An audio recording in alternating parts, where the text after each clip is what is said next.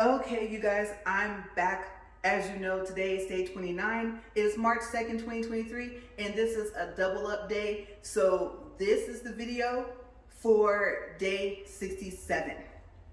Okay, so as you know, I already count ahead if I know that we're not going to have access to a treadmill, and I count how many days, and then the days prior, I do a double up day. And I decided that I would do separate videos, so it will equal 730 videos because there's 730 days in 2 years, and this is a 2-year challenge. All right, so let me go ahead and get this started, and then I will tell you the things that I found out from my husband that he would want in our dream home that I forgot. We'll start with that.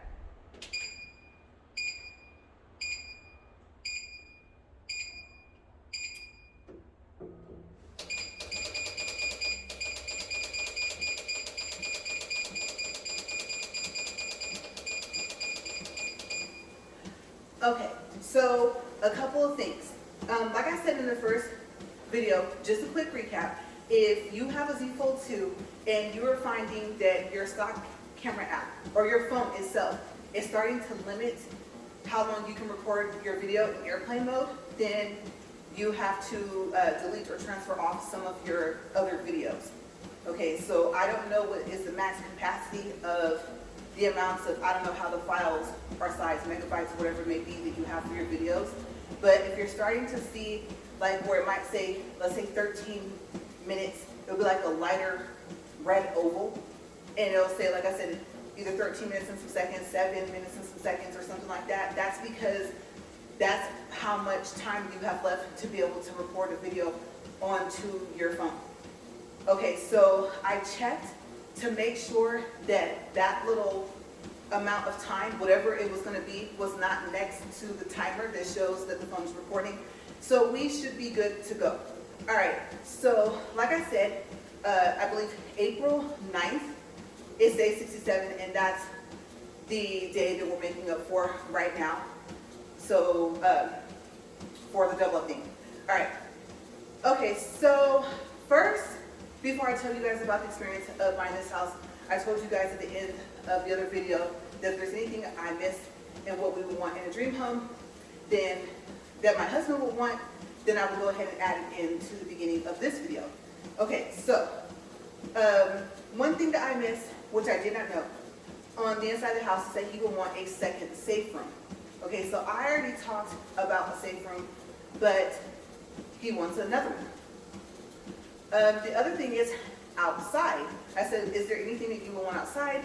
And he said yes, he would want a Japanese Zen garden. And he told me it has like little rocks in there, like it's really neat and stuff like that.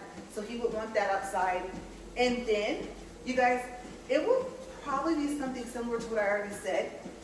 And so I don't know if we would scratch the idea I had of having like the TV and like a fireplace like right outside of the living room, and that part of course will be separated by the, like I said, the glass wall or whatever, and the door or whatever, sliding door, whatever we would have, and then on the other side there would be able to be like a screen and maybe another glass wall that could close. Like I said, they would be able to be operated separately, and one could be closed even if the other one was open. But he said that he would want an outdoor theater with outdoor theater seating, and he would want a 100-inch flat screen plasma TV or screen out there. And it would have to be covered, obviously, right? So that whole area, I would think, will be covered. Not just where the screen is, but the seating. And so the outdoor seating area, the theater part, I forgot to ask him what he would want. Because if he's thinking about kind of like what's here in town, it's just cement.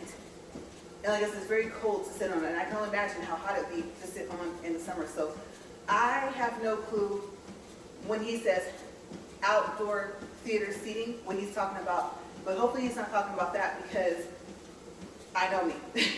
I won't want something that I could like dust off or something, or some type of cushioned pillows there or something that you guys could sit on, like the big ones, not the small ones. So I don't know. But it's an idea. I forgot that we did see that. in some of these houses that are like in California and other places, and we did think that was like really cool. It was just like, whoa, you go out there and there's this huge screen, right? So it sounds like the majority of our outside would be covered, even though we would have like that separate gazebo. And he just kind of smiled just now and looked at me, and when I was in the house, like, oh wow, like I said. But he knows I dream big, right? So yeah, I thought that was interesting for what he would want. And then, well, no, I was thinking I like archery, but no.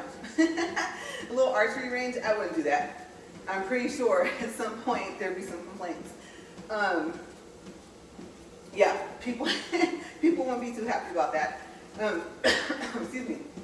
Today it's windy again. And remember, I think today is Thursday, so remember I told you that the hurricane winds were going to start back up? Well, they did.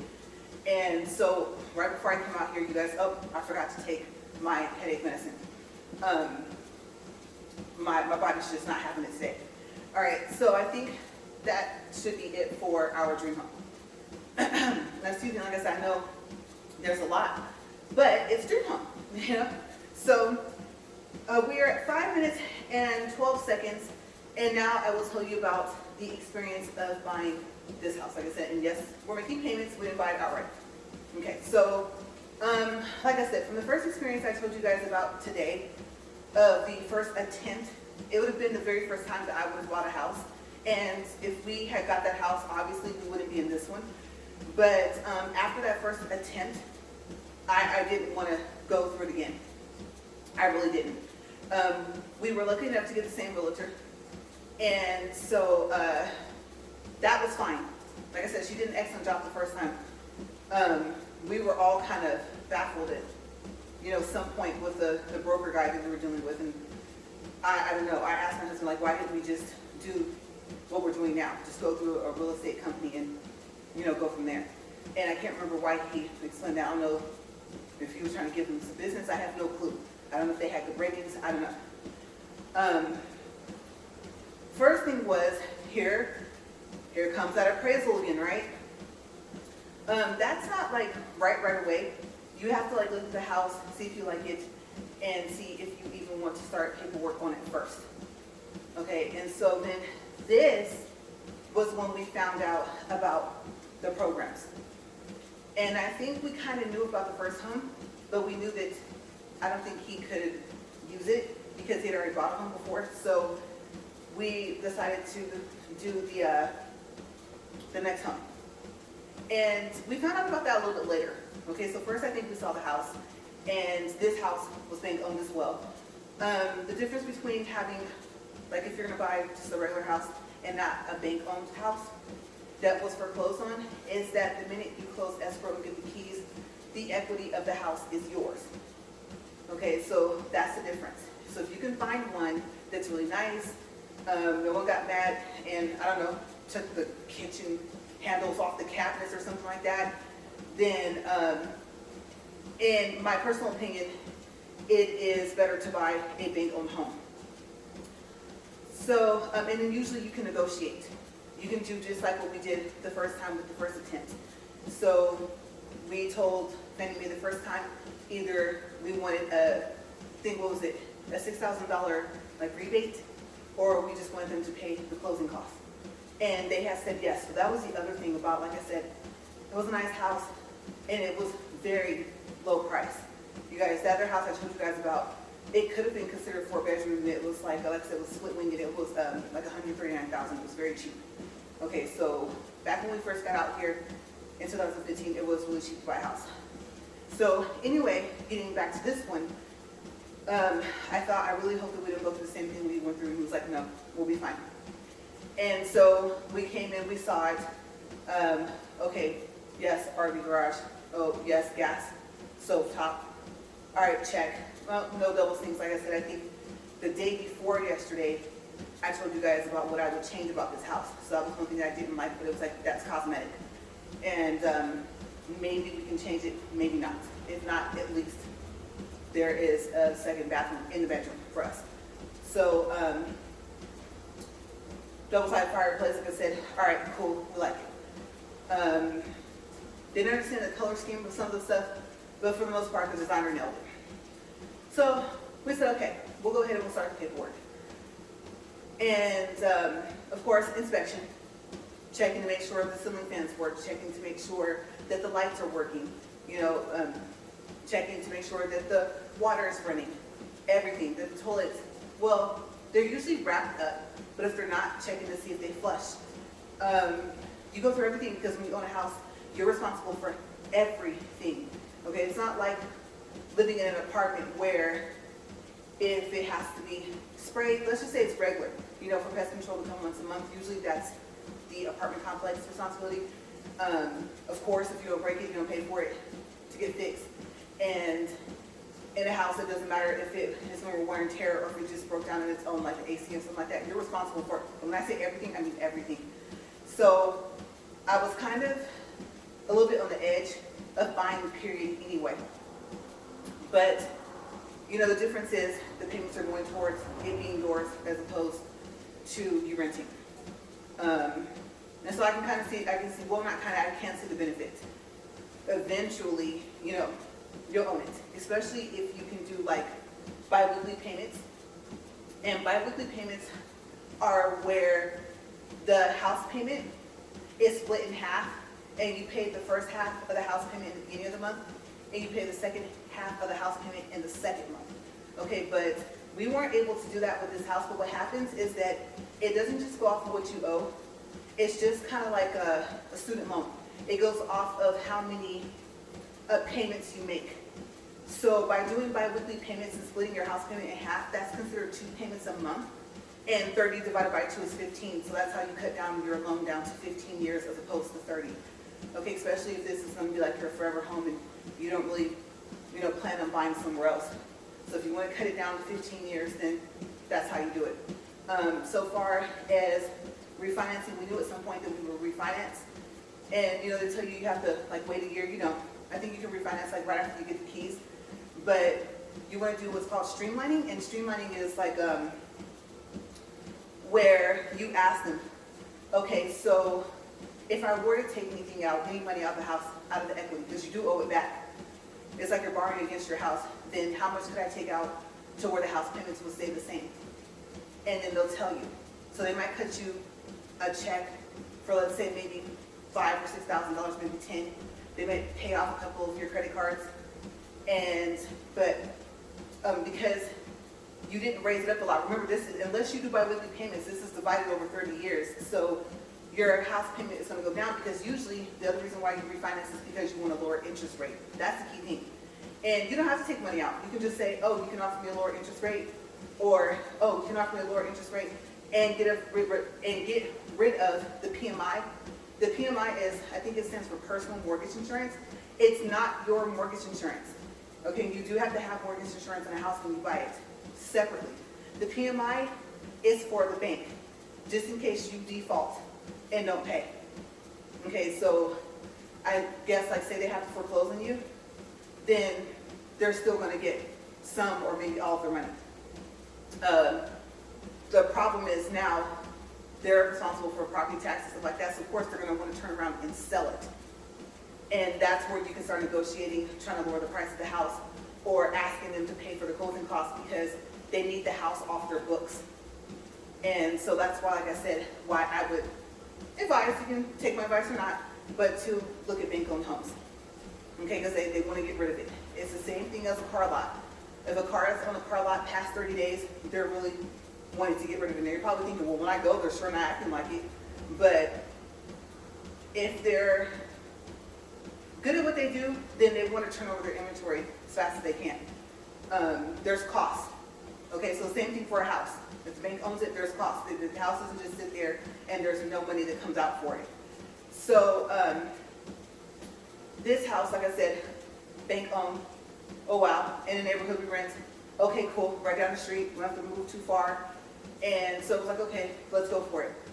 So after we did the inspection, walked around,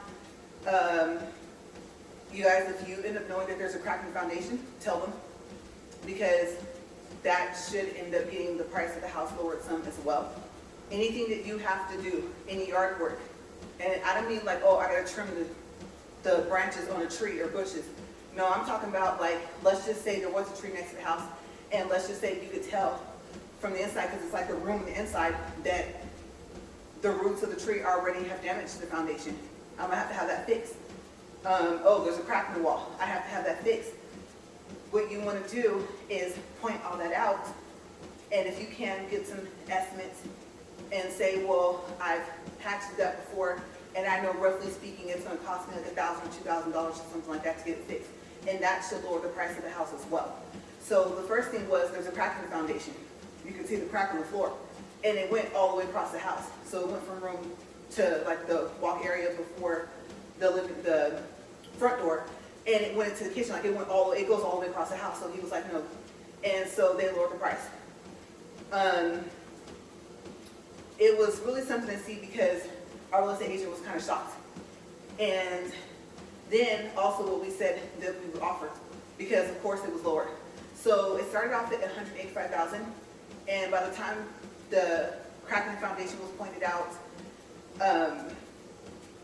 I don't think it wasn't that the ceiling fans weren't working. It's just like those are controlled by remote, where's the remotes, things like that. I can't remember if there was anything else like major with the house, but I do know that our final offer was like $149. So it was lower than what they wanted. And then plus, once you get that appraisal, yes, it's gonna be anywhere from $600-800. Yeah, it's supposed to last for 6 months, like I said. Actually, I think if I remember correctly, don't quote me on this, but if I remember correctly, then the bank cannot sell the house for more than what it's worth. So that played in our favor. And so we're like, okay, well, we're definitely not offering more than what the house is worth. We have the appraisal, right? And so all those things, like what things do you have to fix? Is there plumbing you have to have fixed? You know, like I said, cracking the foundation, anything like that. The yard is totally messed up. And you would have to like search like what type of yard work would you have to do in order to say, no, I'm gonna have to do that. It has to be done. Like that's a safety hazard or whatever. To be able to say, okay, so I would like for them to lower the price because that's money that's gonna have to come out of my pocket for the house. Other than that, the house was fine. The outside was okay, but I'm just giving you guys like an insider of ways that you can negotiate the price of the house. Okay, so to get it lower. But anyway, like I said, the rest of that, it was fine. I mean, there was just the bathroom mirrors were missing, which was kind of odd. And we're like, okay, we can replace those. Plus now that gives us the freedom of putting up what we want. And so we went through, paid for the appraisal, and we're like, okay, I think you're there for the appraisal. So ask questions if you don't know. What brings the value of the house up? You know, you're probably thinking, well, I thought you want the appraisal to be low. Like, you kind of somewhat do, but on the side of where you're getting the loan, okay, for what you will qualify for the house, you want to qualify for as much as you can, even if you're not going to use all of it. So you kind of are like having to convince the house, like, if you can qualify me for, let's say, $200,000, then yeah, because let's just say the appraisal was $200,000, right? So at least you need that anyway. But you can say like, oh, like oven is convection, whatever. It's a double oven. I don't know. Something like surround sound is in a house or something, you know, like what would make the value go up? We can ask the appraiser because that works in your favor. When the bank sees it, they're like, oh, so you're going to need this amount. So that's how the appraisal works. Like I said, it kind of works for you in more ways than one. Okay. And so then, like I said, they have to make sure that the title and the deed is clear to the house, that no one owns it, that the house isn't being sold by somebody. Like say they're, you know, it was out of spite. Two spouses or two roommates got mad, left, houses in one of their names, and here goes the other person trying to sell it, whatever, right? So the title and the deed have to be free and clear. And like I said, but it was a foreclosure. So, I mean, this house sat here and sat here and sat here for like maybe 3 or 4 months while we lived in this neighborhood, and then we didn't try to buy it until like maybe about 2 years after we lived in the neighborhood. So, that went okay, but when it got to, like I said, making sure that the title was free and clear, that's what kind of took a little bit longer. And I was like, okay, I know the house is a little bit older, so records might be a little bit older, they might be archived or something like that, but I'll come and help you guys look for them. It's a public record. I'll come help search for the title and deed and everything like that, the information. And because like I said, buying a house should only take about 45 days. And also, when you get the house, if you do close escrow, get the keys, which you have to wait 3 days. After you sign papers, you have to wait for 3 days, and then they can give you the keys just in case something happens within that amount of 3 days. They will make sure that you're okay. So those last 3 days, you're just sitting there like, nothing else, I want nothing else to go wrong. And if everything's going smoothly, I want it to continue to go smoothly, and so they can hand me the keys in 3 days. But yeah, you know, once you get the keys, you're good. So we were waiting and waiting, and it took like an extra 2 weeks. And everybody, this is on a time schedule kind of. You know, it's not like they're timed, they have to sell it by a certain amount of time. The 45 minutes is not a guideline, but that's usually about how long it takes. So, you know, your realtor, your bank that's going to loan you the money, everyone's waiting for, is the title indeed free and clear? So once that happened, so it took like 60 days, then, like I said, we signed papers, and papers in escrow are going to look like you're buying like 3 cars. Like it's a lot of, it's a big stack of papers. And sign here, initial here, sign here, initial here, like I said, 3 days later you get the keys. Now the cool thing is that you don't have a house payment for like maybe possibly the first 45 days that you're in the house. And so that's the other benefit of buying. And in that time, you know, you might need furniture or something like that. You know, it might be in your budget to maybe all you need is like a couch or something. So if not, that's good to not have a payment, because if you were in an apartment, you have to pay to move out right through 30-day notice, and that's another month's worth of rent. And if you're in a lease, that's a whole other story, right? So that kind of gives you a breathing room for when you first move in, so you can just focus on moving into the house. Like I said, your homeowner's insurance, you have to shop around and pick a company, and then the bank has to know that you do have that, because your insurance, homeowner's insurance, the PMI, which is the bank's homeowner's insurance, which unfortunately, yes, you pay. I mean, if you think about it, if you're in a defaulting, I mean, I don't know. I can kind of see it both ways. Like if it's their insurance, why don't they pay? But I think it's because you owe them the money, right? So I don't know exactly why it's like that. But the property taxes, all of that goes into the price of the house. Okay, so the lender, the bank, they will send the money over for the property taxes. They will, let's say, I think send over money to your homeowner's insurance. I don't think you have to do that separate. And so you just make your one payment and that's it. And then the home warranty is to cover the stuff inside of the house. And you can even get like renter's insurance for like if you're in an apartment. So unfortunately, hopefully not, but say there's a fire or something like that, you know, you can see what it covers. Does it cover if there's an earthquake and things like that? And so the reason why you want that is because at some point you want to do like a video record or get a notebook, write down all the stuff you have in your house, your couches, your bed, stuff like that, your clothes, and about roughly what you paid for it. Unless you know you have receipts, hold on to those. And then if you unfortunately have to file a claim with your warranty insurance, then they will cut you a check. And if you're renting, sometimes they'll pay, like say they're going to rebuild the apartment complex, or they're going to like remodel the apartment that you're in, then they will pay your current rent and then pay your new rent, I think for up to 2 years, while you're waiting to move back into the place you were renting.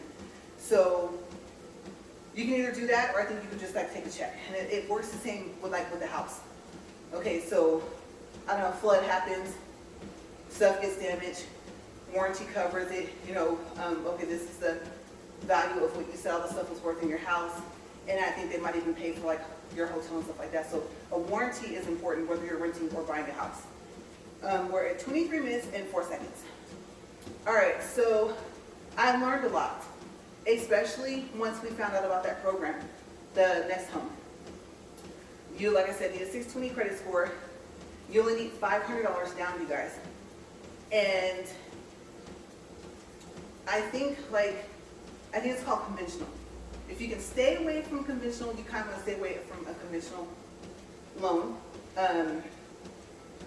I don't know if the interest rate is usually higher. I can't remember how it works, but I think there's that's where you probably want to do your research. I think there's something called a FHA or something like that. I think that's more so what you want to lean toward. And you want, if you can, to get a fixed interest rate, especially if it's a good one. Okay? You don't want your interest rate fluctuating. Even when you refinance, you want to make sure that it's still fixed. Okay, so let's say you refinance with a whole different company, like you switch to Quicken Loans. You want to make sure that your rate is fixed. You don't want a fluctuating one. But anyway, yeah, that one's a little more difficult to explain. I will have to do a little bit more research on that and explain that to you guys because it's been some time. It's been since, let's me count, about 5 or 6 years I've been in this house. So, yeah. After that, you just move in and hope that nothing breaks down before I think your homeowner's insurance might start right away, but before your renter's insurance starts. Or I don't even know if they call it mortgage insurance, but basically, not insurance, a warranty.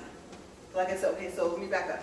Your homeowner's insurance, I think, starts right away. Your home warranty for the stuff of the inside of the house, I don't know if that starts right away. Okay, so you just want to find out what date what's my starting date for my coverage. So, yeah, now you're fully protected. You're good to go. And so, like I said, we were on the Next Home program, right? Okay, so if we didn't go through the program, you guys, you're not going to believe me, but we only would have needed $167 down for the house. But we wanted to stay away from conventional. We wanted to go through the program. And so adjustments had to be made in order for us to be able to put down the $500. And then, of course, it's bank owned. So, of course, we asked the bank to pay the closing costs because it was like I said, it was like $6,000 again. And they paid it. So, yeah, just tossed that $500 down, waited for the title to say yes, it's free and clear. Like I said, went through the paperwork and got the keys.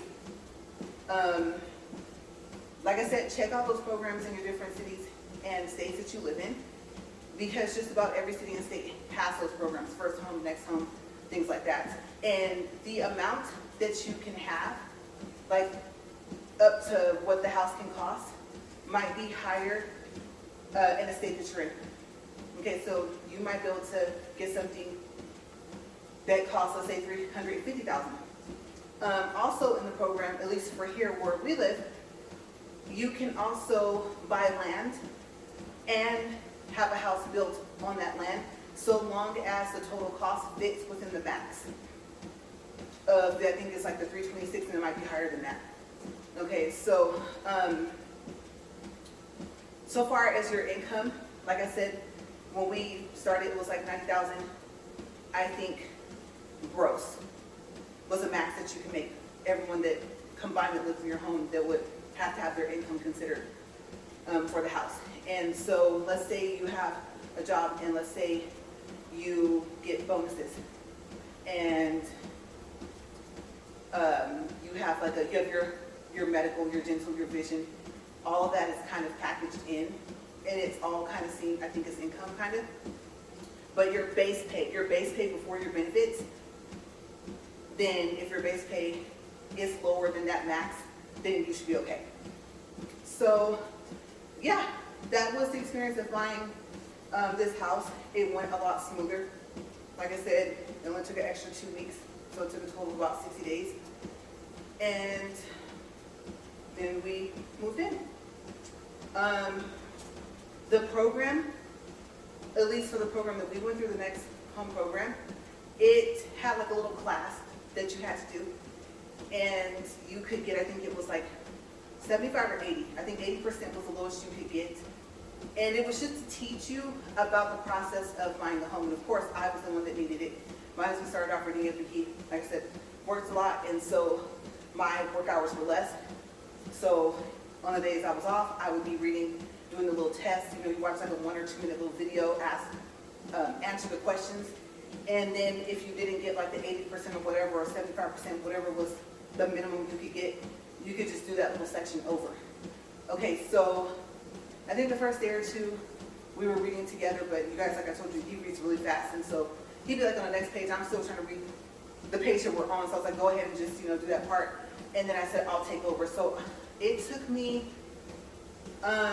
maybe about a week, I think.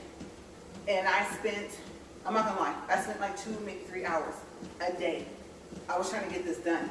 I was like, I don't know when the course ends, but they get notified, I think, by email that you completed like a little certificate, and it teaches you about like the appraiser.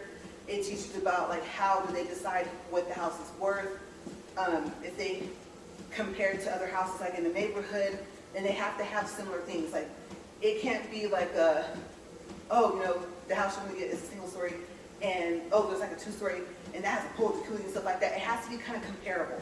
Now, let's just say most of the houses are like that, and it just so happens yours is single story, then you kind of are like, well, they have to compare it to something.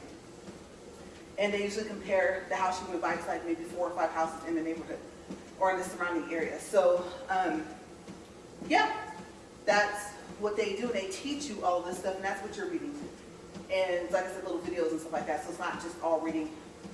And then once you do a little certificate, you can print it out. Like I said, they're notified, or you can email it over to them to the bank. And then that's the only requirement besides putting the $500 down for the Next Home program. Okay, so check it out and see if your city and state is the same. But it was a good experience. I'm not gonna lie, it was a little tedious at times, because I think it wasn't just paperwork that like had to be gathered, pay stubs, stuff like that, bank statements, things like that. If we didn't close fast enough, well, here's the pay stubs again.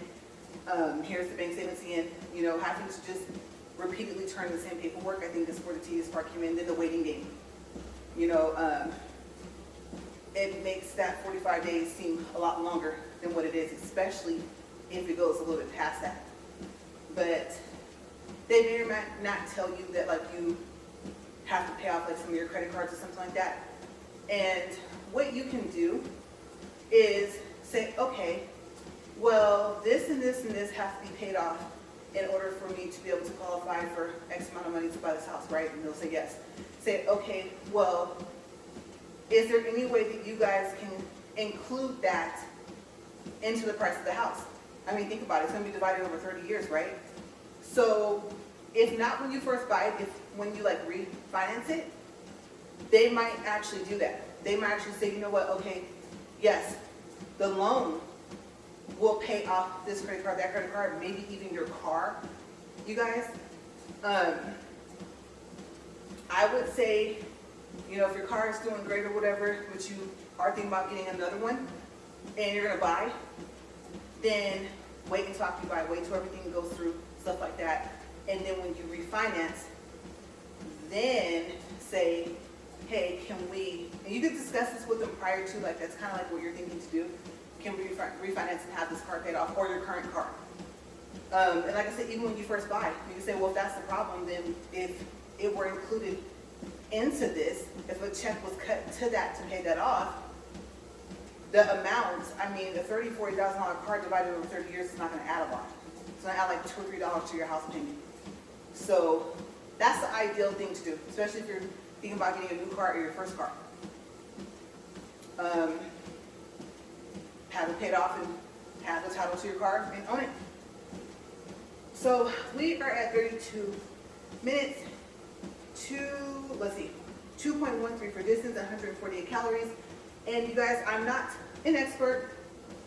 That was just my experience. Like I said, there might be a couple of things that you may have also that will work in your favor, or some things that you'll say, oh, well, our state doesn't do that where I live. But for the most part, it's pretty similar. So your experience might be slightly different, but there's a base to when you buy a house, the process. Like there has to be an inspection of the house, what's working, what's not working. what's broken, what needs to be fixed. Like I said, on the other end, what will make the value go up. And so that you can, if you can't qualify for what you need to, like I said, the appraisal, paying that. And then when you refinance, sometimes there has to be another appraisal, but sometimes, like maybe I think if it's like maybe Quicken Loans or some other company, then you can ask them, if we refinance, if there has to be an appraisal, if they'll cover it. Sometimes if you're already their customer, they will cover that $600 or $700. And I don't know. There's a possibility that maybe your first appraisal is still good enough. Okay, so like I said, you don't necessarily have to wait a year before you refinance. And then most likely, the first time you buy the house, most likely you will end up with a new lender because your current lender will, I don't want to say like they'll sell off your loan, but I guess they kind of do to another company and you'll end up having a different lender. You're like, oh, well, who are you guys? Then you guys get to talking and things like that. Also, before I forget, I can tell you that having a house loan on your credit doesn't, I guess it's not as bad as I thought it was going to be, because I thought it's going to show I owe like $160-something thousand or whatever, because by the time taxes and like that's added on to like that 149, right? And I was like, oh my gosh, this is going to actually ruin my credit, and it didn't. Buying a house is in a little bit different of a part of your credit, and they consider different things, and so it doesn't damage your credit as much as you think it would. And then once you start making payments, it does help. Now, I can tell you, I don't think they have to report your first, what is it? Let's say somewhere between 2 and 4. I want to say it's 4 months of payments. Okay, so you're going to see the house loan on your credit. You're going to be making payments, like I said, probably about the first 4 months. And you're not going to see any record of those payments. And so I got curious. I'm like, wait a second, because of course, obviously, as the amount that is owed goes down, the credit score goes up. So where's the record of the payments? And then that's when the lady told me, oh, we don't have to report for the first 4 months. And I was like, oh, okay. And but after that, however long they tell you, following month, they need to start reporting your payments so that your score can start going back up. So yeah, it's a lot to take in, but just go one step at a time, okay? Because everything doesn't happen all at once. The inspection happens at a different time, usually, than when the appraiser comes. And like I said, so there's steps. It's not going to be just squished all into that. That's why there's 45, possibly 60 day. If they're having it built, obviously it's probably going to take about 4 or 5 months for them to build it anyway. So it all depends on your situation. Is it built already, or are you having it built? And where do you live? But I think, now would I do it again? No. No, I wouldn't want to do it again. And my husband does want to have a house built here in this neighborhood, and I'm just like, no. Because I don't want to move. I don't care. I don't care, you guys, if it's down the street. I don't really care. I'm like, no. Okay. I'm not feeling it. Because like I said, every time you move, there's still stuff sometimes in boxes, and you're just like, didn't we already go through this stuff? Did the boxes sneak back in at night or something like that while we were sleeping? And so, and then plus, like I said, you live here for a while, you accumulate stuff, so it's almost like you're starting all over again with your things. And here you go again throwing stuff out. So I'm not feeling it. I don't care if we hit the lottery twice. I'm like, let's just pay this off and just be done with it. And then you know what? I'm hoping that's just in the stucco. I've been looking over here, probably what is she looking at when she looks over there? There's a crack there, there's one there, and there's one there. So I'm like, I'm going to show him. I'm pretty sure he saw it, and I'm like, hey, what do you think that is? Like I said, hopefully that is just stucco part. But yeah, let's see, 37 minutes, 9 seconds. Okay, so I do have time to tell you guys. Okay, so when we first moved in, like I said, trees, bushes, I wanted it all gone. Front and back, all gone. We mainly have broccoli. We don't have any grass. I love it. Oh my gosh, I love it. And so, even the back, no grass.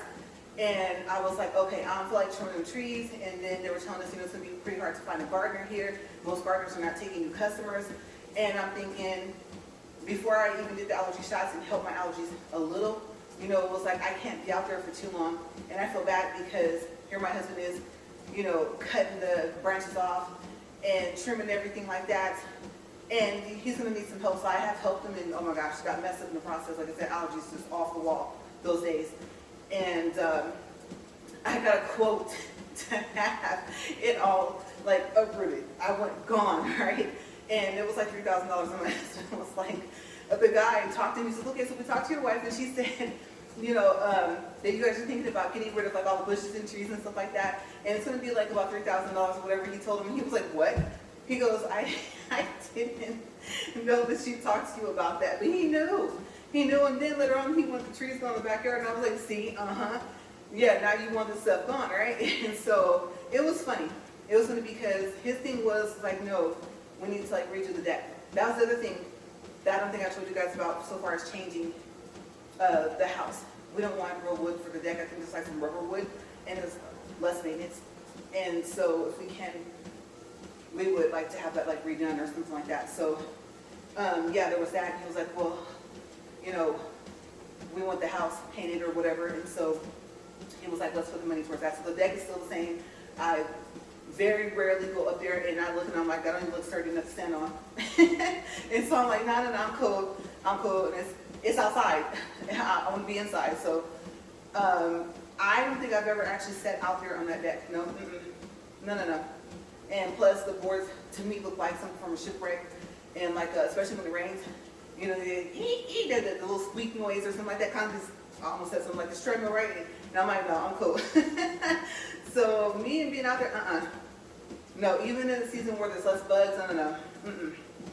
But yeah, we did. We had it painted, and then you also have to worry about like your roof. Okay, no matter if it's shingles, if it's those Spanish tiles, is it flat like this one? Keep that in mind. That's another thing that you have to worry about. Like I said, when you buy a house, everything, you're responsible for everything, okay? And like I said, get that home warranty as fast as you can, because if your homeowner's insurance doesn't cover the AC, I think the home warranty should. Okay, it's better to pay like $125 for the deductible, whatever you want to call it, and then the rest of the money come out of the pocket of the warranty place or homeowner's insurance versus for you. And I believe it's under the warranty. Okay, so the AC will be one of your biggest expenses if it happens to go out.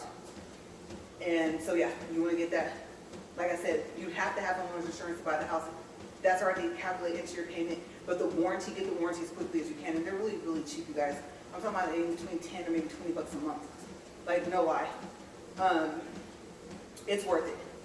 So yeah, we are at 40 minutes, 40 seconds, 2.74 distance, 187 calories. And since I'm not using the open camera app today, which I usually don't use, I found out that it was already on my phone yesterday. But if it stops recording, it will like beep a couple of seconds before.